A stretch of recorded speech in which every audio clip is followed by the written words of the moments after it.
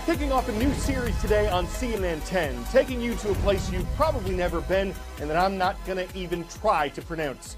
I'm Carl Azus. That's coming up in just a few minutes. First, though, North Korea is accusing the United States of declaring war. There have been a lot of threatening statements between the two countries in recent months, what some observers have been calling a war of words. At the United Nations General Assembly last week, both U.S. President Donald Trump and North Korean Foreign Minister Ri Yong-ho spoke out against each other's country. Then, over the weekend, President Trump tweeted that if Foreign Minister Ri echoes the thoughts of Little Rocket Man, that's a controversial name that President Trump used for North Korean dictator Kim Jong-un, the two North Korean leaders, quote, won't be around much longer. Foreign Minister Ri called that an American declaration of war on his country and said North Korea would have the right to make, quote, countermeasures, including the right to shoot down U.S. bombers at any time, even when they're not in North Korean airspace. He was referring to flyovers that U.S. planes recently conducted over international waters east of North Korea. The U.S. State Department says America has not declared war on North Korea and that it continues to push for a peaceful stop to North Korea's nuclear weapons programs. The U.S. also says it has a right to fly in international airspace and that no country has the right to fire on other nations' planes or ships in international areas. This is a very tense situation, and we always hope that cooler heads would prevail. If we fly more strategic aircraft near the North Koreans and they choose to try and shoot one of those aircraft down, this could be a flashpoint.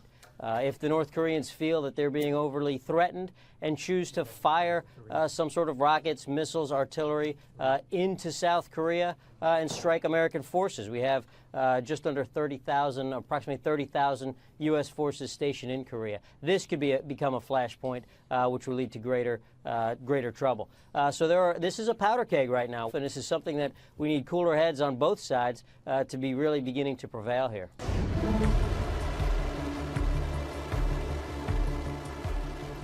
Every missile launch by North Korea is considered by most to be a provocation, but it's more worrying than that. Every launch takes North Korea one step closer to its stated goal of being able to hit mainland United States with a nuclear-tipped missile. Now, the regime has tested intercontinental ballistic missiles this year. The leader, Kim Jong-un, claims he already has major US cities in his sights.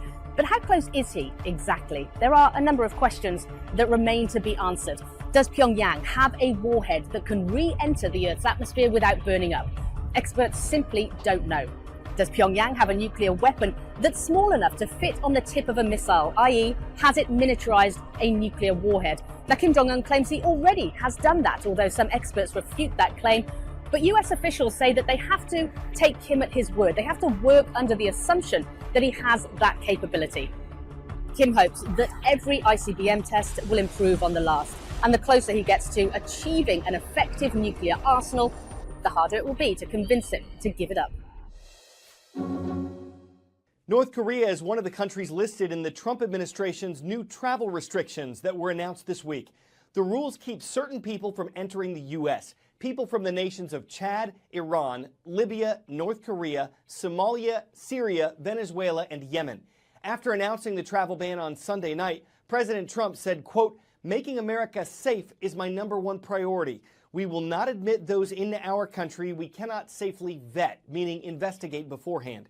And an official from the Homeland Security Department said the new rules will help keep terrorists and criminals from entering the U.S. The previous travel ban was established by an executive order 3 months ago, and it was challenged in court. It applied to people in 6 countries and was temporary. It expired Sunday night. One difference between the two, besides some of the countries named, is that the new restrictions are indefinite. A government official said they're based on conditions, not time. Critics said the previous version discriminated against Muslims, since the countries that were part of it had Muslim-majority populations. The Trump administration denied this, saying the vast majority of the world's Muslims were not affected. But immigration rights groups say the government only added countries like North Korea and Venezuela to the new ban to support its legal argument that it's necessary for national security. They say the new ban still unfairly targets Muslims. The U.S. Supreme Court was scheduled to hear arguments next month on the legality of the travel ban, but because it's been replaced by the new version, the court has removed that hearing from its schedule and will now consider whether the issue is moot. This may mean that the legal process concerning the ban would start over. 10-second trivia. Welsh is a Celtic language that's still spoken in what country? Finland, United Kingdom, Iceland, or Italy? Welsh is still spoken in Wales, a part of the United Kingdom.